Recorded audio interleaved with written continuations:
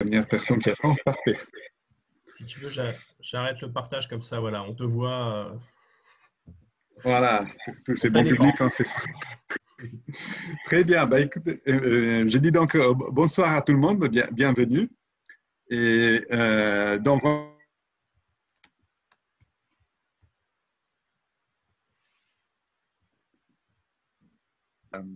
à l'Institut des sciences mécaniques et applications industrielles, voilà, qui ce soir va nous faire découvrir des aspects de physique certainement inconnus à la plupart de nous sur la physique du son du gong.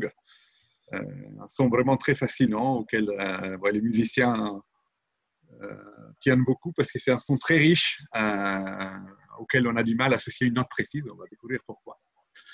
Et voilà, on remercie beaucoup Cyril de se prêter à cet exercice des conférences expérimentales tout en étant chez lui et de nous tenir compagnie dans notre confinement en gardant donc, de belles activités comme celle-là, bien actives.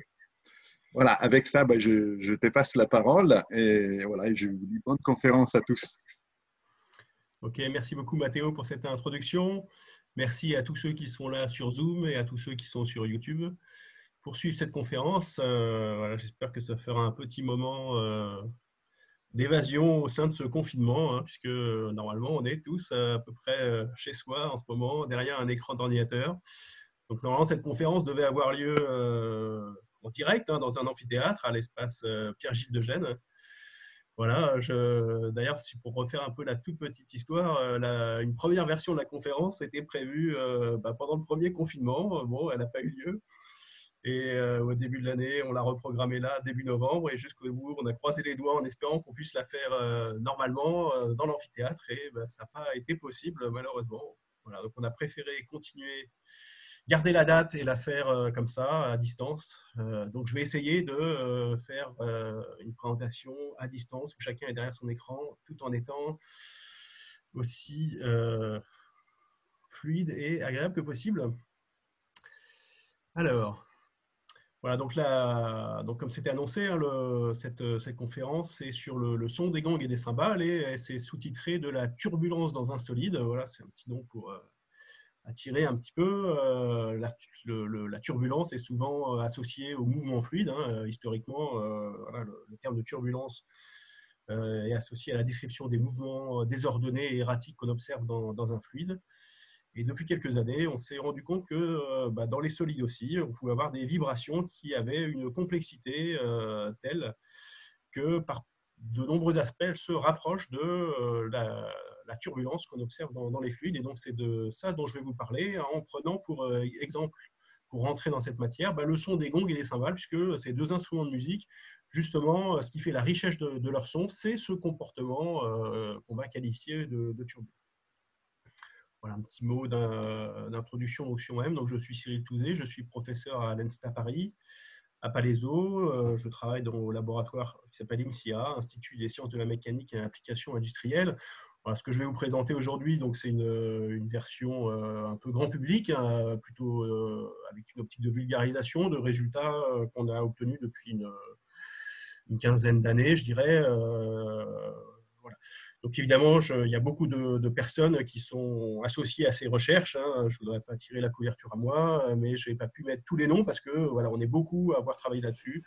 Je vais quand même faire citation de beaucoup d'articles dans la présentation. Donc je rendrai aussi hommage à tous mes collègues qui ont participé avec moi à ces recherches sur la turbulence dans les solides. Alors, le plan de la présentation va être le suivant. Donc, c'est un plan en 4 parties. Donc, je vais commencer par une introduction. On va partir vraiment sur le plus simple. On va partir des instruments de musique, les gongs, les cymbales. Et puis, on va aller, je dirais, du plus simple vers le plus compliqué en se posant des questions au fur et à mesure sur voilà, qu'est-ce qui fait le son caractéristique de ces instruments et qu'est-ce qu'on peut dire dessus en tant que physicien et comment on va pouvoir le caractériser et comment on va pouvoir arriver petit à petit à se dire qu'une description adaptée sera justement en termes de turbulence. Donc j'aurai une deuxième partie ensuite où je vais parler de la transition à la turbulence. Donc c'est un peu par analogie aussi avec la dynamique des fluides, l'hydrodynamique. Le problème de la transition à la turbulence est un problème d'intérêt et on se demande toujours comment on passe de solutions simples, quasi linéaires, ordonnées, à des solutions désordonnées, turbulentes, et donc comment on a tous ces scénarios de transition, voilà, des comportements simples vers les comportements complexes, comment on a apparition de la complexité. Et donc je vous montrerai ça sur des expériences, sur des gongs et des cymbales. Une fois qu'on aura compris comment on arrive comment on fait naître la turbulence, eh bien on caractérisera ce régime turbulent. Donc c'est là où on fera le plus d'analogie avec la turbulence dans les fluides. Et j'aurai une dernière partie sur la synthèse sonore. Donc une fois qu'on aura plongé dans la physique vibratoire de ces instruments de musique, eh bien on prendra un pas de recul et on se dira, bon, maintenant qu'on a bien compris, est-ce qu'on est capable de faire de la synthèse sonore, c'est-à-dire est-ce que je suis capable de programmer un ordinateur dans lequel je vais mettre les équations de la physique qu'on a compris et faire un calcul en fait, qui va me reproduire le son des gongs et des cymbales. Je vous montrerai comment on peut faire ça sans rentrer dans trop de détails. Je vous montrerai des exemples de synthèse sonore qu'on a obtenus ces dernières années. Alors, je commence avec donc, la première partie introductive sur le son des gongs et des cymbales. Donc, je vais commencer par voilà, une vue d'ensemble, une photographie. Donc, sur cette photo, vous avez, c'est une photo qui a été prise dans une chambre anéchoïque. Vous avez donc 3 cymbales et 2 gongs. Voilà, donc ça nous situe un petit peu l'objet d'étude.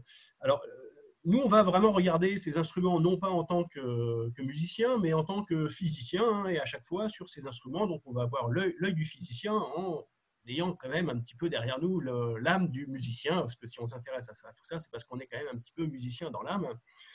Alors quand on regarde ces instruments avec l'œil du physicien, qu'est-ce qu'on peut dire? Alors les cymbales, on peut dire que ce sont des coques minces, hein, l'épaisseur, donc c'est des coques de tôle hein, qui sont en un certain alliage qui est en général tenu assez secret par les fabricants. Et ce qui est assez caractéristique pour nous, c'est que ce sont donc des coques qui sont très minces. Hein. L'épaisseur est de l'ordre du millimètre, voire un peu moins du millimètre au bord, et un petit peu plus au centre souvent, parce qu'il y a ce qu'on appelle une cloche au centre, où c'est un peu plus épais. Et puis, voilà, là, vous avez 3 cymbales. Donc, je vous ai mis en général les cymbales. On a des diamètres qui vont de 20 jusqu'à à peu près une cinquantaine de centimètres hein, pour l'ensemble des cymbales. Quand on s'intéresse aux gongs, donc là, vous avez 2 gongs qui sont représentés ici. Voilà, on se rend compte que quand on regarde les gongs, que l'épaisseur est un peu plus grande. Hein, c'est des épaisseurs de l'ordre de 1 à 2 mm. Et on a des diamètres qui vont de 40-50 cm jusqu'à des gongs absolument gigantesques. Hein. Les plus gros gongs, ils ont des diamètres qui vont jusqu'à 1,20 m, 1,30 m. Hein. Donc, c'est des instruments absolument fascinants à voir et qui sont très, très massifs et assez extraordinaires. Voilà. Alors j'insiste sur l'épaisseur hein, parce que ça va être un leitmotiv de ma présentation, parce que l'épaisseur en fait de ces coques est extrêmement importante et est clé en fait pour comprendre la physique du système et pourquoi on va avoir ces comportements turbulents.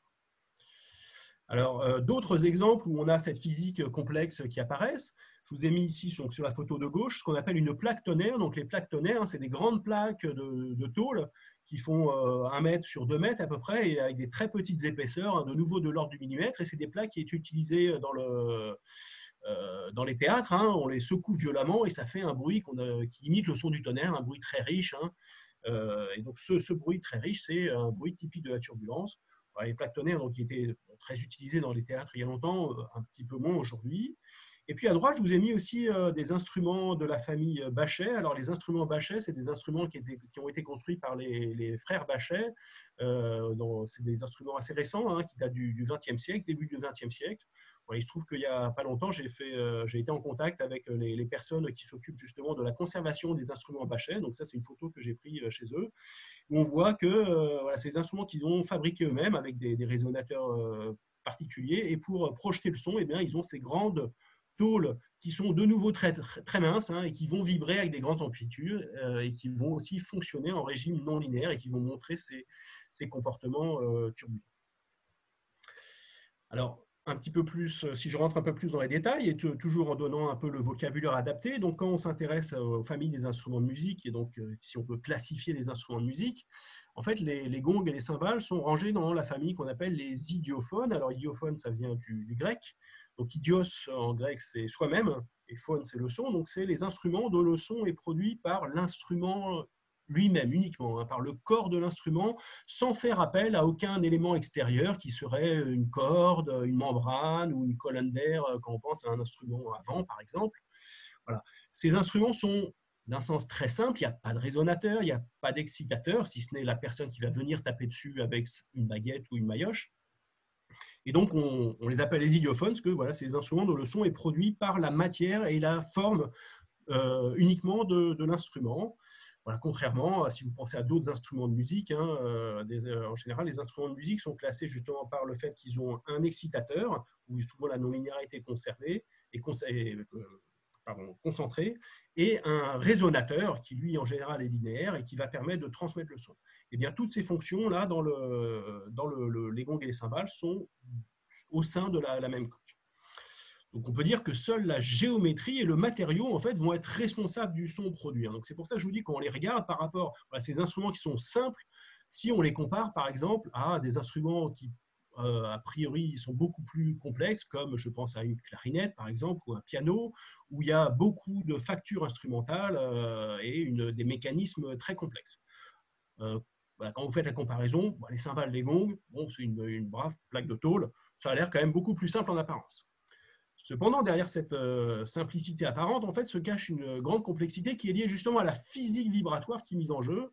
Et donc, on va y arriver doucement hein, vers ce régime turbulent. Et en fait, la physique qui est mise en jeu est fortement non linéaire, alors que la plupart des instruments de musique ont quand même beaucoup de composantes, soit linéaires, soit faiblement non linéaires.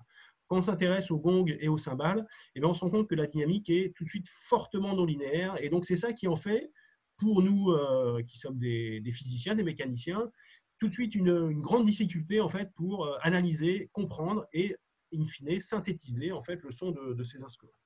Donc nous, en tant que physiciens, eh bien, si on veut comprendre et modéliser ces instruments, on va devoir faire appel à des équations non linéaires, c'est plus compliqué, et puis on va devoir se frotter à une physique plus complexe qui mêle de la turbulence, et la turbulence hydrodynamique est reconnue comme étant un problème particulièrement complexe. Et on va voir qu'on a cette même complexité dans ces instruments de musique. Alors, allons maintenant un petit peu plus dans la compréhension et essayons de comprendre en écoutant les sons et en regardant, en analysant les sons. Alors, je vais vous faire, voilà, donc là, j'ai un gong et une cymbale. Donc, depuis tout à l'heure, j'en parle, on n'a jamais écouté. Donc, on va réécouter le son d'un gong. Donc, ça, c'est un enregistrement. Voilà, donc vous reconnaissez le son typique du gong, un son très riche, très, très brillant. Donc ça, c'est un son enregistré d'un gong. Et le son d'une cymbale, le son typique d'une cymbale. Voilà, un son aussi très riche avec énormément de fréquences. Alors, ce qui saute aux oreilles hein, quand on écoute ces sons, et si on les compare à des instruments de musique, je dirais, plus traditionnels, c'est que ces instruments n'ont pas de hauteur tonale précise. Hein. En général, les instruments de musique ont une hauteur tonale précise parce qu'on veut faire de la musique, jouer des gammes, etc. Et donc, on a besoin d'avoir des notes bien déterminées. Ces instruments se caractérisent justement par l'absence de notes bien déterminées. Et au contraire, par un son extrêmement riche avec beaucoup de fréquences. Alors, ça se comprend quand on regarde le spectrogramme. Donc là, ici, je vous ai représenté le spectrogramme des deux sons qu'on vient d'écouter. Alors, qu'est-ce que c'est un spectrogramme? En abscisse, on met le temps et en ordonnée, on met les fréquences. Donc, sur le premier son de gong qu'on écoute, on voit qu'il y a beaucoup de fréquences. Donc, plus c'est rouge, plus il y a des fréquences qui sont importantes. Et quand c'est bleu, il n'y a quasiment pas de contenu fréquentiel. Donc, on voit qu'il y a un contenu fréquentiel très riche. Il n'y a pas de hauteur tonale précise. Une hauteur tonale précise, ça se caractériserait par des raies bien déterminées, des fréquences bien nettes qui apparaissent. Là, on a un maelstrom de fréquences qui apparaissent. Et c'est encore plus net hein, sur le son de la cymbale, qui est encore plus riche hein, que le son du gong. Avec là, on a des fréquences jusqu'à 15 kHz. 15 kHz, c'est des très hautes fréquences. Hein. L'oreille entend entre 20 et 20 kHz. Donc là, on atteint les plus hautes fréquences que l'oreille est capable d'atteindre. Et vous voyez un continuum de fréquences hein, qui remplit complètement le spectre de ce qu'on est en train d'entendre. Et puis une particularité du gong aussi qu'on entend, c'est qu'on a l'impression d'un petit délai entre les premières millisecondes, le moment où la personne vient taper sur le gong, et puis le moment où le gong atteint toute sa richesse spectrale. Vous voyez qu'au début, les fréquences sont contenues entre 0 et 1000 Hz, et puis on a un enrichissement spectral. Vous voyez qu'il y a de plus en plus de fréquences qui gagnent vers les hautes fréquences jusqu'à temps que la dissipation rentre en jeu et que les fréquences diminuent. Voilà, donc en conclusion de ces premières observations, hein, donc on a un son riche, brillant, on a un spectre large bande. Hein, nous, en tant que physicien, on va dire que voilà, ce spectre, on a toutes les fréquences. C'est un spectre large bande, et quand on a un spectre large bande, en général, c'est bien quelque chose qui est typique d'un régime qui est fortement non linéaire. Alors, toujours pour décrire un petit peu, avant de rentrer dans les détails, en se contentant uniquement de quelque chose de descriptif, voilà, j'ai 2 vidéos en fait, qui vont vous montrer comment vibrent 2 cymbales, et ça va nous permettre de comprendre quelle est la non-linéarité qui rentre en jeu et comment je vais pouvoir la prendre en compte dans une éventuelle modélisation. Alors, la première vidéo, c'est une vidéo à la caméra rapide, donc d'une cymbale qui est percutée par une baguette. Voilà. Et j'attire votre attention en fait sur les très hautes fréquences qu'on voit dans les zones d'ombre, là où vous voyez des oscillations très rapides qui ont lieu. Ça, c'est le signe que dès que je tape sur la fréquence, il y a un contenu à très très haute fréquence qui se développe dans la vibration, ce qui est de nouveau caractéristique du régime non linéaire. Autre chose sur laquelle je peux attirer votre attention, c'est l'amplitude des vibrations par rapport à l'épaisseur. Et ça va être clé pour justement comprendre la non-linéarité. Si vous regardez au bord, hein, vous voyez très rapidement que l'amplitude des vibrations est largement de l'ordre de grandeur de l'épaisseur, voire même un petit peu plus grand, puisque à l'œil nu, en fait, on voit les déformations de la circonférence qui sont de l'ordre qui atteignent rapidement 0,5-0,6 cm, pour une épaisseur de l'ordre du millimètre. Voilà, et j'ai une autre, donc ça c'est sur une cymbale rail, une cymbale quand même qui est assez épaisse et donc pas fortement non linéaire. J'ai une autre vidéo qui est encore plus spectaculaire où là les déformations sont encore plus grandes. Hein. Donc là vous voyez des déformations qui sont très très très grandes par rapport à l'épaisseur. Voilà. Alors si, voilà, donc de nouveau, donc ça c'est juste une observation. Donc nous en tant que physiciens, qu'est-ce qu'on va dire là-dessus? Eh bien, on va dire que, alors, en physique vibratoire et physique des structures et mécanique des matériaux, il y a plusieurs types de non-linéarité qui s'expriment dans les structures. Et ici, la non-linéarité qu'on observe, c'est ce qu'on appelle une non-linéarité d'amplitude. L'amplitude des vibrations est grande par rapport à l'épaisseur. C'est un type de non-linéarité. Par contre, on n'excite pas la non-linéarité du matériau. Le matériau, lui, a un comportement qui est toujours linéaire. Et j'en veux pour preuve que si on avait un comportement non linéaire du matériau, par exemple un comportement plastique, alors un comportement plastique du matériau, c'est ce que vous faites quand vous prenez une petite cuillère à la cantine et que vous la déformez jusqu'à temps qu'elle reste déformée. Justement, ça, c'est un comportement plastique, puisque la déformation est ce qu'on appelle rémanente. Elle reste une fois qu'on a retiré les contraintes.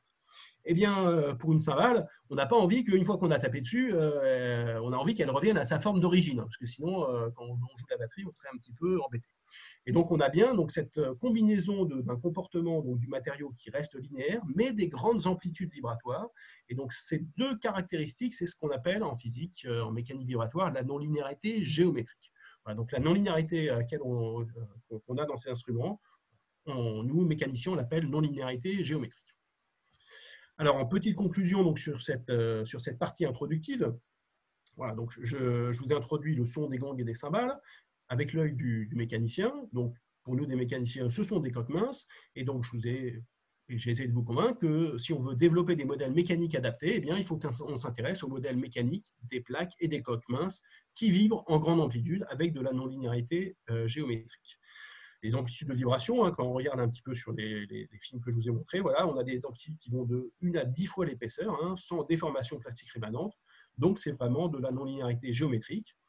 Et quand on regarde les spectrogrammes et donc l'apparition d'un spectre large bande, eh bien, on comprend que la non-linéarité est fondamentale en fait, pour comprendre la production du son, que le régime vibratoire est complexe, avec un spectre large bande. Et qui dit spectre large bande, voilà, les systèmes physiques qui montrent des spectres large bande, eh bien, c'est justement les fluides en comportement turbulent. Donc, on peut tout de suite se poser la question, ce spectre large bande, est-ce qu'il ne serait pas la signature d'un comportement turbulent? Est-ce qu'on n'aurait pas de la turbulence dans un solide? Et donc, ça va être le but de mes 2 parties suivantes, de s'intéresser donc de plus près à caractériser ce régime turbulent. Et dans une première partie, on va s'intéresser à la transition à la turbulence. Comment je peux faire apparaître petit à petit la turbulence en augmentant justement les niveaux de non-linéarité. Alors pour faire ça, de nouveau, je vais me reposer sur des expériences. Alors si on avait été en salle, voilà, on aurait pu monter rapidement une expérience qui montre ça. Bon voilà, je j'ai quand même des enregistrements, des vidéos, donc je vais pouvoir vous montrer quand même des résultats d'expérience et essayer de rendre la chose presque comme si on était tous dans la salle en direct. Alors, voilà le type d'expérience qu'on a mené depuis longtemps au laboratoire. Alors, le but des expériences que je vais vous montrer, c'est de faire vraiment des expériences contrôlées, reproductibles. Donc, de nouveau, on est des physiciens, nous, on veut faire des choses qu'on contrôle bien et qu'on est capable de reproduire pour bien comprendre ce qui se passe. Et donc, au lieu de prendre un gong, une cymbale sur lequel on va taper dessus avec une baguette ou une maillotche, eh bien, on va les exciter de manière un petit peu différente et on va les exciter avec une force purement harmonique. Donc, je vais exciter les structures. Là, vous voyez, là, on est au laboratoire. Ici, vous avez un gong et dessus, on a mis un système bobinément qui va nous permettre d'exciter en un point la structure. On la revoit ici. Là, on a une bobine et un aimant qui est collé sur la structure. Et donc, ce système va nous permettre d'exciter en un point, puisqu'on excite en un seul point, la structure avec une force dont on va pouvoir vraiment contrôler le contenu temporel. Et le contenu temporel qu'on va donner, on va vouloir faire les choses simples, on va exciter en mettant dans la structure une seule fréquence. Donc, on va exciter avec une force d'amplitude Fx et avec une fréquence d'excitation qu'on va appeler grand oméga. Donc, quand on fait ce type d'expérience, on a deux paramètres de contrôle. L'amplitude de la force qu'on soumet et la fréquence d'excitation grand oméga. Alors, l'idée des expériences qu'on fait, et c'est l'expérience que je vais vous montrer, je ne vais vous montrer pas toutes les expériences qu'on fait, je vais vous montrer une seule. Donc, je vais vous montrer le résultat d'expérience où on force le système avec une fréquence fixée grand oméga. Donc, la fréquence d'excitation grand oméga est fixe. Donc, j'impose une fréquence au système et j'augmente progressivement l'amplitude de cette force, Fx. Donc, ce faisant, qu'est-ce que je vais faire? Quand l'amplitude de la force va être petite, je vais être dans un régime qui va être linéaire ou faiblement non linéaire. Donc, je vais avoir une réponse linéaire. Et quand je vais augmenter Fx, donc l'amplitude de la force, eh bien, je vais justement avoir des transitions je vais augmenter progressivement les non-linéarités, je vais voir apparaître des instabilités pour arriver au régime turbulent. Alors, c'est effectivement ce qui se passe. Alors là, je vais vous faire écouter en fait le son d'une expérience. Voilà, donc là, je vais prendre une expérience que j'ai faite sur une cymbale. Voilà, pour la petite histoire, c'est une K-cymbale de diamètre 51 cm, d'épaisseur 1,1 mm, et on va la exciter à une fréquence de 467 Hz. Alors, je vais vous faire écouter le son.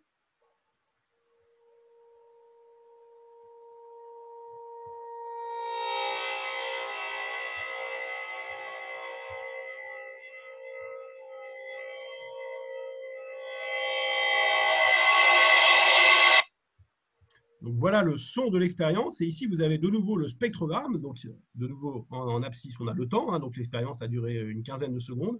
Et ici, on a les fréquences. Alors, quand vous écoutez le son, on est assez, voilà, il se passe beaucoup de choses. Donc, la première chose qu'on entend, c'est on entend en fait assez bien la fréquence qu'on est en train d'imposer au système. On entend très bien la fréquence 467 Hz. Et quand vous regardez le spectrogramme, effectivement, on voit qu'il y a un pic rouge là qui apparaît de manière vraiment proéminente. C'est la fréquence 467 Hz. Donc, c'est ce qu'on entend au début. Je vous repasse juste le début. Voilà, donc cette fréquence qu'on entend, c'est 467 Hz. C'est la fréquence qu'on impose. Alors ensuite, il vient de se passer ici quelque chose où on voit bien que le régime se complexifie. Je vous repasse ce qui se passe au niveau là. Voilà, donc il y a bien une transition. La dernière rhinocéros blanc du Nord dans le monde. Je passe beaucoup de temps avec elle. Il y a une première instabilité, donc. Nous, en physicien, on appelle ça une instabilité. Il y a bien une instabilité qui s'est produite. Et donc, on a eu un changement de régime qui est très net à l'oreille et qui est très net dans le spectrogramme, puisque vous voyez qu'il y a beaucoup de pics, d'autres pics fréquentiels qui sont arrivés. Et puis, quand on continue plus loin, on a une deuxième bifurcation. Là. Voilà. Et là, quand on arrive dans la troisième zone, le son, de nouveau, est très, très riche. Et ce qui est assez intéressant, c'est qu'on a l'impression, à la fin, enfin, de reconnaître le son de la cymbale. On reconnaît la richesse de la cymbale grâce à ce spectre large bande. Mais vous voyez qu'avec cette expérience contrôlée, eh bien, on a pu transiter doucement à la turbulence et faire apparaître doucement le régime turbulent qui apparaît à la fin. Voilà, j'ai une autre expérience que je vous fais écouter, juste pour l'expérience. Voilà, donc là, on excite à 662 Hz. Donc, c'est la fréquence qu'on entend. Là, on a une première transition. Le régime se complexifie. Et la turbulence qui arrive. Voilà. Alors, on a fait énormément d'expériences sur plein de cymbales, des gongs, etc. Et on s'est rendu compte, en fait, en faisant toutes ces expériences, eh bien, qu'on observait toujours en fait, la même chose. on observait toujours en fait 3 régimes successifs qui étaient séparés par 2 bifurcations très nettes. Donc, je synthétise dans cette figure-là.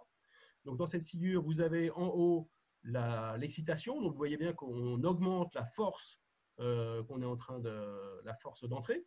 On augmente l'amplitude de la force à fréquence constante. Et ici, vous avez la réponse de la structure en un point. Donc, ça, c'est la réponse temporelle. Et ici, vous avez le spectrogramme. Donc là, on est dans un cas où on envoyait une fréquence de 550 Hz qui est là. Donc ça, c'est la fréquence qu'on excite.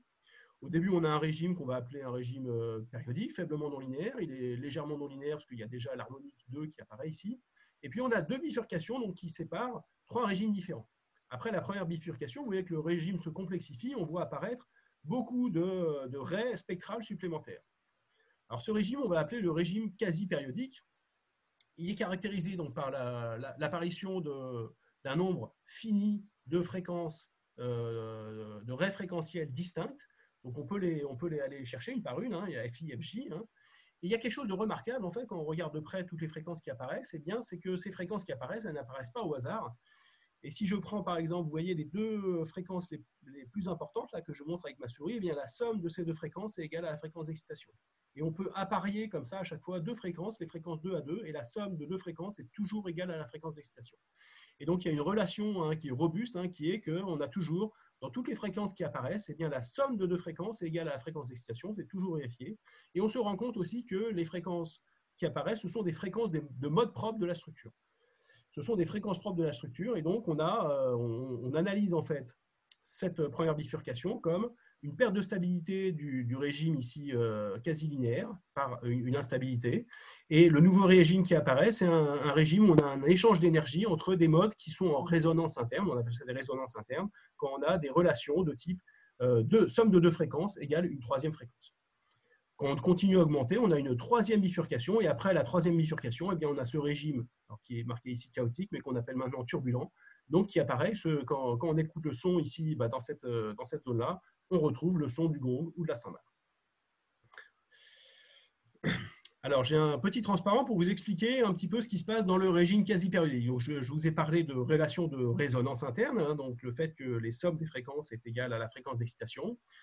Alors, il y a une grande importance de ces relations de résonance interne. On appelle ça des résonances non linéaires entre les fréquences propres du système. Et il se trouve que ça, c'est quelque chose qui est reconnu comme étant une caractéristique qui favorise en fait l'émergence de la complexité. Alors, sans rentrer dans les détails, il se trouve qu'une analyse mathématique complète, qui se fonde sur des théorèmes qui ont été démontrés en particulier par Poincaré, montre qu'on peut classer les résonances internes en fonction des résonances internes d'ordre 2. Voilà, c'est somme de 2 fréquences égale une autre fréquence, ou des résonances d'ordre 3, somme de 3 fréquences égale une autre fréquence. Et donc, on a des résultats très généraux, qui sont des théorèmes qui datent du début du XXe siècle, qui nous dit, dès lors qu'on a des relations de résonance interne comme ça, on a un couplage fort entre les modes qui apparaissent dans la relation de résonance interne. Et si on a un couplage fort, on va faciliter les échanges d'énergie. Et quand on facilite les échanges d'énergie, on favorise justement l'apparition de la complexité. Voilà, donc sans rentrer plus dans les détails, on s'est amusé à faire des simulations. Donc là, je vous montre des simulations numériques qui montrent que numériquement, en fait, on retrouve exactement le même type de scénario. Voilà. Alors, comme je vois que je suis déjà un petit peu bavard, je vais passer en fait sur ce transparent qui ne sert uniquement à vous montrer. Nous, on en est content puisque voilà, on est capable de simuler ça. Et ça veut dire qu'on a des modèles qui reproduisent bien ce qu'on observe. Donc, on a des modèles qui sont capables de reproduire exactement ce qu'on observe en expérience. Et pour s'en convaincre, je vais juste vous faire écouter un son d'une simulation. Donc, ça, c'est un son d'un calcul. Donc, on a fait un calcul qui reproduit exactement l'expérience que je vous ai fait écouter. Voilà, on excite à plus basse fréquence, là, autour de 200 Hz. Donc, c'est un peu plus grave. On augmente l'amplitude doucement. On va entendre les raies spectrales arriver là bientôt. Et rapidement, ensuite, la turbulence.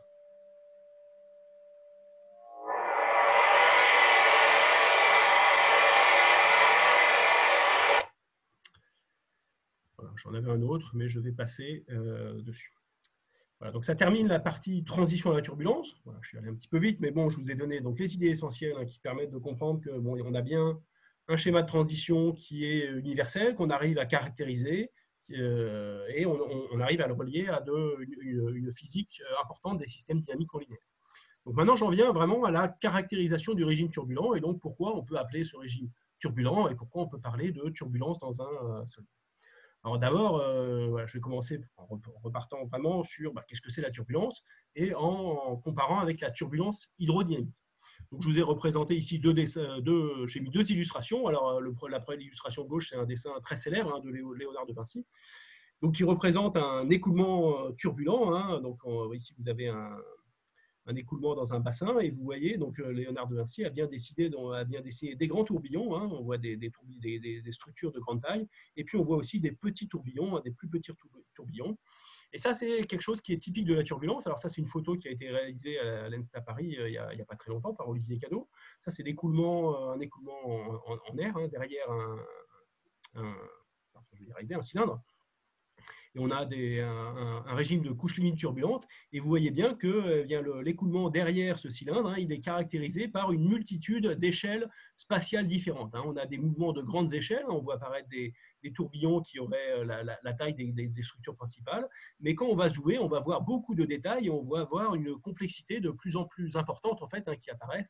Et donc, ce qui caractérise un écoulement turbulent, ce que je vous ai mis en dessous, c'est la grande variété des échelles spatiales mises en jeu.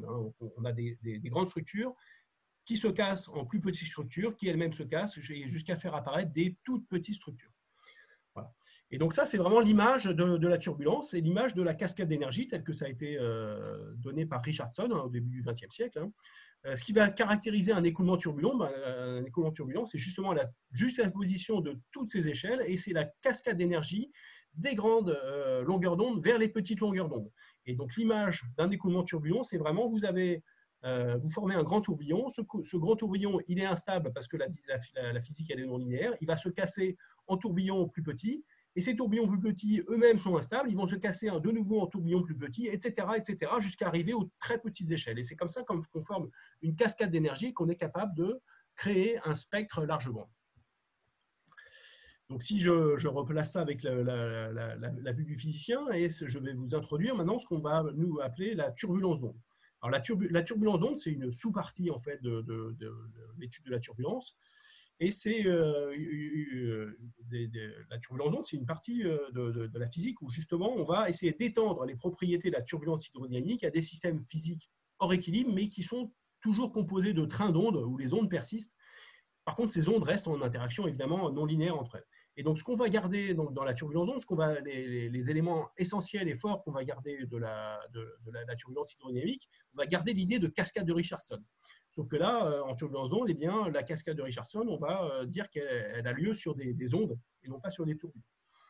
Et donc, si on suppose qu'on a toujours la cascade de Richardson, on va supposer ce que les turbulenciers appellent une gamme inertielle, et donc qui est donnée par cette image de la turbulence ici, où on représente ici en abscisse le nombre d'ondes K, qui est inversement proportionnel à la longueur d'onde. Et ici, c'est l'énergie. Donc ce type de figure vous dit comment se répartit l'énergie en fonction des longueurs d'onde.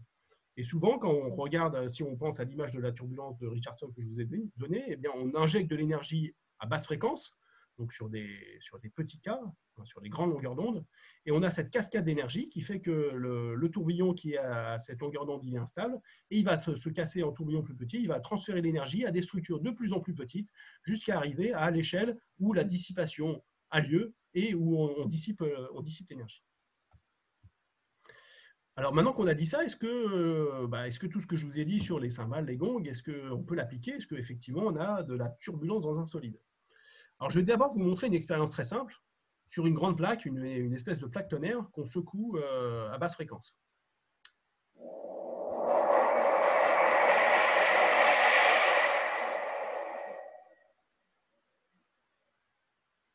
Voilà, donc sur cette expérience, vous avez pu me reconnaître en train de secouer une grande plaque. C'est une plaque qui fait 2 mètres par 1 mètre et qui fait 1 mm d'épaisseur. Alors quand je secoue la plaque, ce qui est assez remarquable, c'est que je la secoue à la main. Vous voyez, voilà, c'est une expérience très simple. Et avec ma main, je suis capable d'exciter la plaque à des fréquences très très basses. Quand je secoue avec ma main, je secoue de l'ordre de 1, maximum 2 Hz. Et quand vous entendez le son qui est produit par la plaque, eh bien, le son qui est produit par la plaque, il est déjà très très riche de haute fréquence. On entend des fréquences jusqu'à 1000, 2000, 3000, 4000 Hz. Je replace le son. Alors, écoutez bien, au début, en fait, il y a très peu de hautes fréquences, et puis rapidement, on entend les hautes fréquences arriver.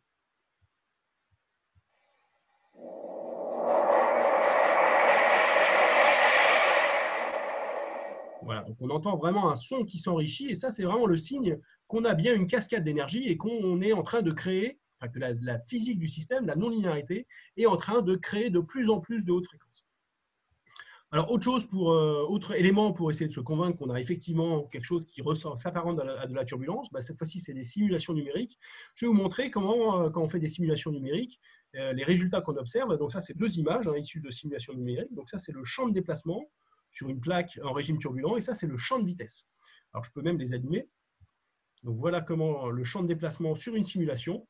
Et quand vous regardez le champ de déplacement, donc ça, voilà, c'est une plaque ici rectangulaire qu'on simule en régime turbulent. Vous voyez que le régime est complexe et qu'il y a beaucoup de hautes fréquences. Si vous repensez à la vidéo, si vous regardez ici le déplacement, vous voyez beaucoup de hautes fréquences.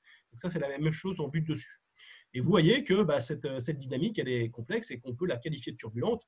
Alors, on peut encore plus la qualifier de turbulente quand on regarde le champ de vitesse. Donc, le champ de vitesse, donc la dérivée par rapport au temps du déplacement.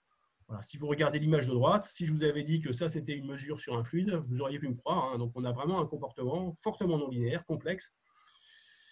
Et ça, donc, c'est un résultat de simulation. Alors, je vais rentrer, pendant quelques slides, on va être un petit peu plus technique.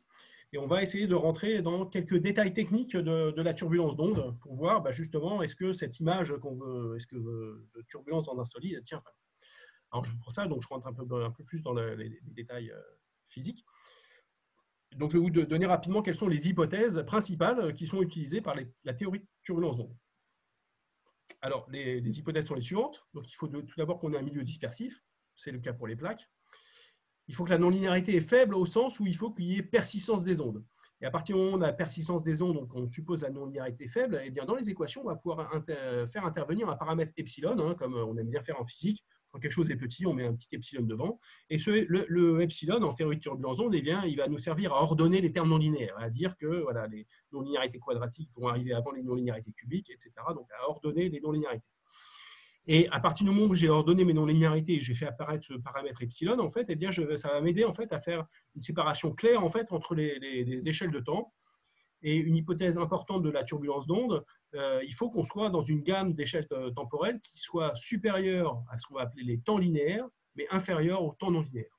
Bon, je ne vais pas rentrer dans trop les détails là-dessus, c'est une hypothèse parmi d'autres. Autre hypothèse importante, il faut qu'on ait existence d'une fenêtre de transparence. Donc là, on va supposer, en fait, je reviens à ma figure ici, on va supposer qu'on a une cascade d'énergie et qu'elle existe et qu'on a bien une cascade type Richardson avec un flux d'énergie à travers les échelles. Dernière hypothèse, on va supposer que le système est de taille infinie. Ça, c'est pour les gens qui font ces calculs, qui sont des calculs très compliqués. Ils ont besoin de la taille infinie, puis ça leur permet d'avoir un continuum de vecteurs d'onde et donc de faire des relations continues sur les vecteurs d'onde. Alors, quand on a posé toutes ces hypothèses, eh bien, voilà, tous les gens qui ont déroulé la théorie de turbulence d'onde ont développé beaucoup de résultats. Alors, je vous note 2 résultats principaux, de nouveau sans rentrer dans trop de détails. Le premier résultat très important et qui distingue la théorie de turbulence d'onde par rapport à la théorie de turbulence hydrodynamique générale, c'est qu'en turbulence d'onde, on arrive à fermer les équations. Je ne vais pas rentrer dans les détails de ce que ça veut dire, mais en turbulence hydrodynamique, on n'arrive pas à fermer les équations, et ce qui fait que ça reste un problème insoluble. Alors qu'en turbulence d'onde, grâce à toutes ces hypothèses, on peut fermer les équations, et donc on arrive à ce que les physiciens appellent une équation cinétique qui va nous gouverner en fait la dynamique au premier ordre de la perturbation. Et quand on s'intéresse à ces équations cinétiques, eh bien, la grande trouvaille donc, de Zakharov, un physicien russe des années 60, et qui a donné le nom donc, justement au spectre de Kolmogorov-Zakharov, eh bien, Zakharov a montré que l'équation cinétique avait des solutions en rééquilibre, et donc avait justement des solutions qui avaient les mêmes propriétés que la turbulence. Et en plus, ces solutions sont analytiques. Donc, on a vraiment beaucoup de choses intéressantes. Et donc, ces spectres particuliers, eh bien, ils s'appellent spectre de Kolmogorov-Zakharov. Donc, pour ceux qui connaissent un petit peu la turbulence, Kolmogorov est le grand théoricien de la turbulence du début du XXe siècle qui a apporté beaucoup de choses sur la turbulence hydrodynamique et sur la vision des spectres. Et donc, on les appelle Kolmogorov-Zakharov en l'honneur de ces deux physiciens russes qui ont apporté beaucoup à ces théories. Alors, comment on va appliquer ça maintenant à notre problème de plaques et de gongs et de cymbales? Eh bien, la brique, elle a été apportée en 2006 donc par ces physiciens, là, Gustavo Düring, Christophe Josserand, Sergio Rica, donc, qui ont publié en 2006 dans Physical Review Letter un article où ils ont appliqué la théorie de turbulence d'onde aux équations de vibration des plaques minces. Donc, c'était un résultat excellent puisqu'ils ont pu prédire, en fait, ils ont bien montré qu'effectivement, pour les plaques minces, on avait émergence d'un spectre de Kolmogorov-Zakharov, donc on avait bien un régime de turbulence d'onde qui existait, et donc ils ont pu calculer la forme de ce spectre. Voilà, je vous donne ici, donc ça c'est leur résultat, je ne vais pas trop le détailler. Mais en tout cas, nous, en tant que physiciens qui nous intéressons au son du gong et des cymbales, ça nous intéresse parce que voilà, on a une théorie qui nous dit il y a bien la turbulence, et puis je suis capable de prédire la forme du spectre, parce que caché derrière, on a justement la forme du spectre turbulent qui est derrière. Alors, je pointe votre attention sur 2-3 détails qui sont dans cette expression. Alors, P, c'est le flux d'énergie à travers les échelles dans turbulence. Et ici, dans l'expression, P apparaît à la puissance 1 tiers. Et ça, quand on fait de la théorie de turbulence d'onde, c'est typique d'une interaction à 4 ondes. Voilà, les autres sont plus techniques, je ne vais pas revenir dessus. Alors, ce qui va nous intéresser quand on va faire des comparaisons, donc ça, c'est le résultat théorique tel qu'il a été donné en 2010 par Düring, Josserand et Rica. Et nous, quand on fait des mesures, ce qu'on mesure, donc ce n'est pas ce spectre de nombre d'ondes n, mais nous, ce qu'on mesure, en fait, c'est le spectre de puissance de la vitesse. On mesure, quand on fait des mesures, on mesure plutôt la vitesse que le déplacement, et on regarde le spectre de puissance de la vitesse.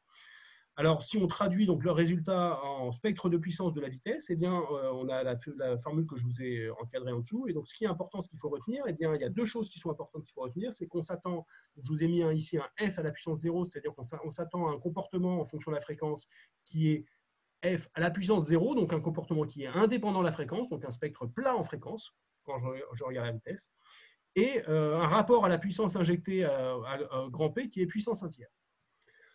Alors, fort de donc, ce qui s'est passé après 2006, c'est qu'il y a des équipes d'expérimentateurs qui se sont dit super, on va aller faire des mesures sur des plaques et on va voir si effectivement on trouve cette prédiction. Donc, et essentiellement, on va essayer de vérifier 2 choses. Est-ce que je trouve bien une dépendance en fréquence qui est plate en fréquence, f puissance 0? Est-ce qu'en puissance injectée, j'ai bien une dépendance en p puissance 1 tiers? Alors, je vous montre une seule figure, une figure qui a été obtenue par Nicolas Mordant en 2008, donc 2 ans après la prédiction théorique.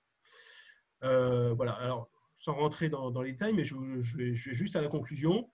Alors, donc il y a beaucoup de choses qui sortent de cette figure. La première chose, c'est qu'on a quand même, on a bien un spectre turbulent avec une gamme inertielle ici qui sort, un spectre large bande, voilà, qui est ici sur une décade et demie, presque 2.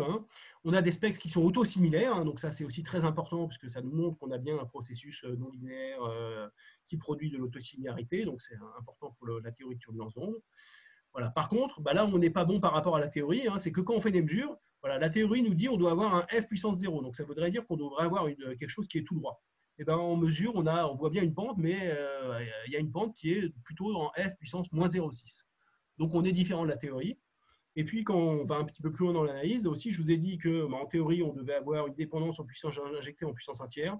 Moque de peau, en expérience, on est plutôt proche de 2 tiers. Alors, donc ces premiers résultats expérimentaux, ils étaient intéressants. Ça nous montrait bien qu'on avait bien une turbulence, qu'on pouvait la qualifier. Manque de peau, elle était différente de la prédiction théorique. Donc, plusieurs années, en fait, où il y a eu beaucoup d'études, donc, avec des équipes différentes, qui ont essayé de tester une à une les hypothèses de la turbulence d'onde pour voir pourquoi la prédiction théorique n'était pas bonne par rapport à ce qu'on observait. Alors là, je vous fais l'histoire très, très rapidement. Donc, on a pris vraiment toutes les hypothèses une par une. Alors, je vous avais parlé de persistance des ondes. De nouveau, ça a été bien vérifié expérimentalement. Je vous ai parlé dans les hypothèses de turbulence d'onde de séparation des échelles de temps. C'est bien vérifié expérimentalement. À un moment, on s'est posé aussi la question de présence d'imperfections géométriques. Voilà, parce que la théorie a été écrite pour des plaques parfaites. Dès qu'on fait une expérience, les plaques sont imparfaites.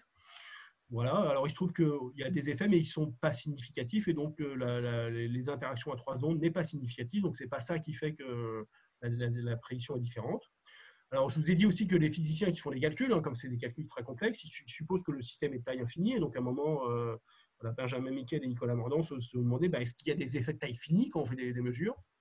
De nouveau, ce n'était pas significatif. Et donc, en fait, la dernière hypothèse, c'était est-ce qu'on a bien de la gamme inertielle? Donc, je reviens sur l'image de la turbulence. L'image de la turbulence qu'on suppose dans les calculs, c'est que vraiment, entre la fréquence ici à laquelle j'excite le système et la fréquence à laquelle la dissipation joue, eh bien, j'ai toute une gamme sur laquelle il n'y a pas de dissipation. Et la dissipation ne joue qu'aux très hautes fréquences. C'est l'hypothèse vraiment qu'on hérite de l'hydrodynamique. Voilà. Et bien, manque de peau, en fait, quand on s'intéresse aux vibrations des plaques, on a vraiment de l'amortissement à toutes les échelles, en fait. On ne peut pas supposer de la gamme inertielle. Et donc, ça, c'est des expériences qu'on a fait. Voilà, c'était alors que je reporte ici.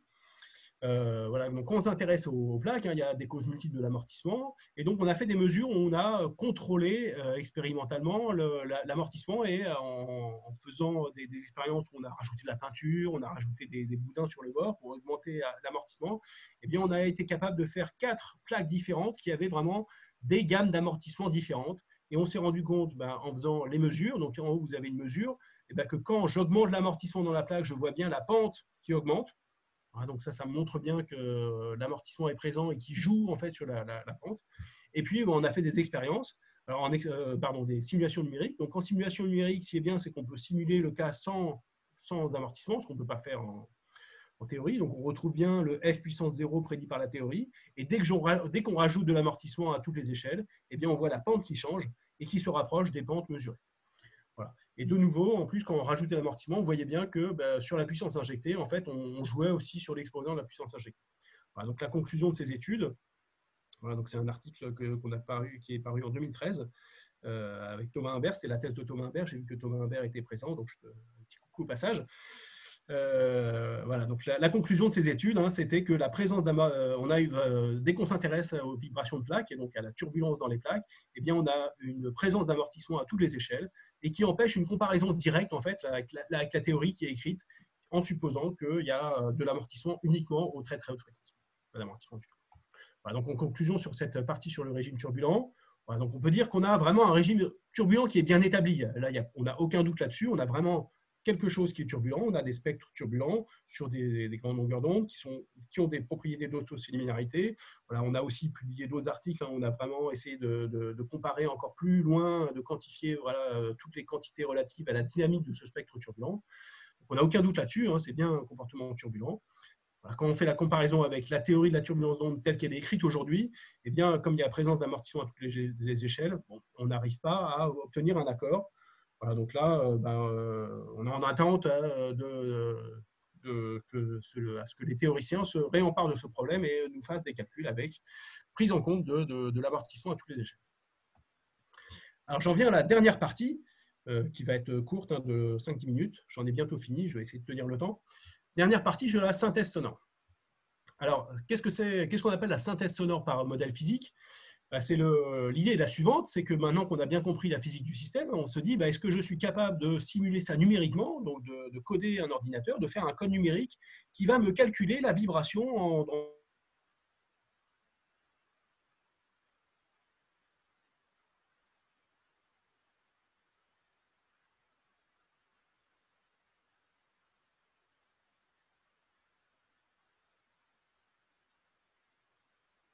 je le simule et je suis capable de retrouver le son.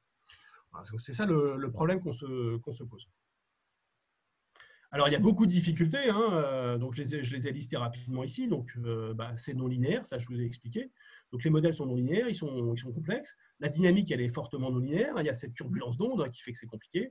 Et donc, tout ça, vous imaginez bien que ça fait naître beaucoup de problèmes numériques. Des problèmes, je ne vais pas rentrer dans les détails, des problèmes de convergence, de stabilité, de temps de calcul. Voilà, donc ça reste encore un gros travail pour les ordinateurs de calculer des sons de cymbales. Mais si on est capable de lever ces difficultés, on a beaucoup d'avantages. On a une grande flexibilité du modèle. Tous les paramètres sont réglables. Vous pouvez faire des cymbales de n'importe quelle forme. Vous pouvez faire des cymbales de n'importe quel matériau. Vous pouvez faire jouer sur la forme de la loi d'amortissement. Vous pouvez jouer sur l'excitation. On peut vraiment tout se permettre, ce qui est assez Alors, donc on a fait ça ces dernières années. Alors, de nouveau, j'ai juste quelques équations pour vous montrer. Voilà, donc les équations qu'on simule, elles sont données là. Elles s'appellent les équations de von Karman. Donc ça, c'est les équations de Planck. Je ne rentre pas dans les détails. Et les équations qu'on va simuler, nous, c'est vraiment ces équations de von Karman, là, ces équations dérivées partielles qu'on projette sur la base modale. Voilà. Et ce qui est assez difficile au niveau numérique, c'est qu'on va avoir ici des nombres de modes qui sont très, très, très grands pour justement être capable de simuler cette dynamique fortement non linéaire. On a un gros avantage, c'est qu'on peut régler l'amortissement vraiment comme on le veut. Et ça, c'est très important pour faire des calculs réalistes. Alors, j'en viens au résultat, en fait. Hein, c'est le plus intéressant pour conclure cette conférence. Donc, je vais vous faire écouter des sons de synthèse qu'on a obtenus par le calcul. Alors, le premier exemple que je vous prends, c'est le cas d'un gong. On va supposer un gong. Alors, mon gong, il est un peu simplifié. Ici, c'est juste une plaque circulaire voilà, qui a un rayon 0,4 m, donc un diamètre 80 cm. C'est un beau gong, épaisseur 1 mm. Voilà, il est fin. Voilà, pour le matériau, j'ai pris vraiment quelque chose de standard pour le matériau. J'ai pris un acier avec un module Young, un module de coefficient de Poisson, une certaine masse volumique. Et puis, là, je vais vous montrer deux simulations en fait, où on frappe au bord de la structure avec une amplitude d'abord de 40 newtons et ensuite de 80 newtons. Donc, on va frapper une première fois et une deuxième fois 2 fois plus fort. Alors, je vous fais écouter les sons, parce que c'est intéressant.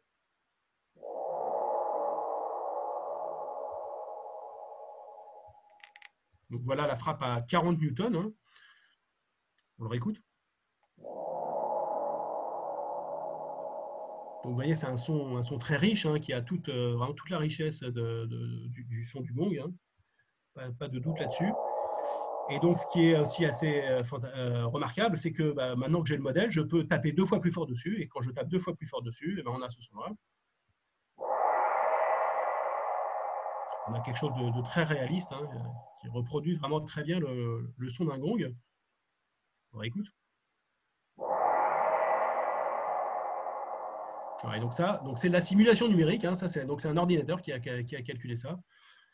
Et quand on regarde les spectrogrammes, on retrouve vraiment toutes les caractéristiques du son du gong avec justement cette cascade d'énergie qui fait que les fréquences maximales, elles sont atteintes avec un certain délai par rapport au moment où on tape dessus.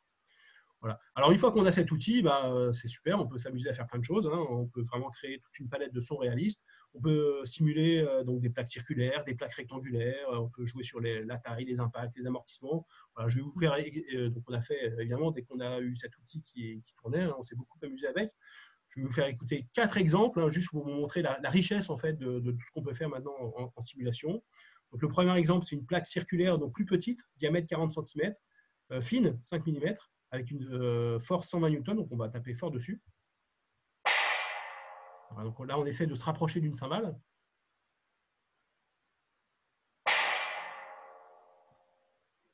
Voilà, on n'est pas loin. Et après, je vais vous faire écouter des sons de plaques rectangulaires pour vous montrer que la forme en fait n'est pas très importante. Voilà. Alors, premier son, un son faiblement non linéaire qui va plus ressembler à un son de cloche. Donc, de nouveau, c'est un calcul.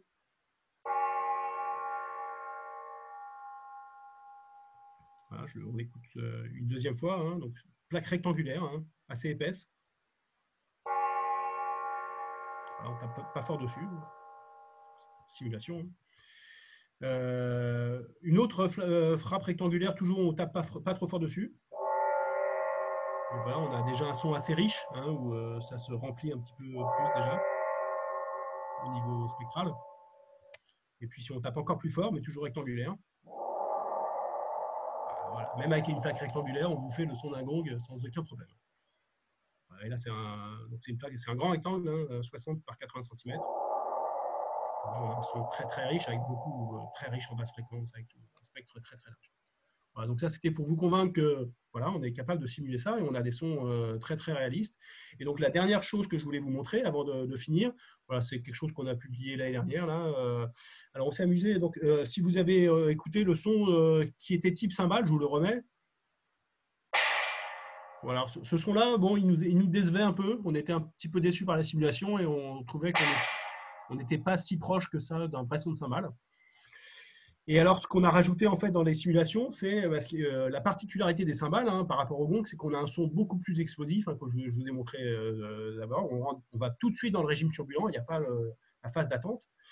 Et il y a quelque chose qui est particulier au cymbales, en fait, c'est que l'épaisseur est variable le long du rayon. En fait, les cymbales sont plus épaisses au centre et elles sont plus fines au bord. Le bord est vraiment très fin.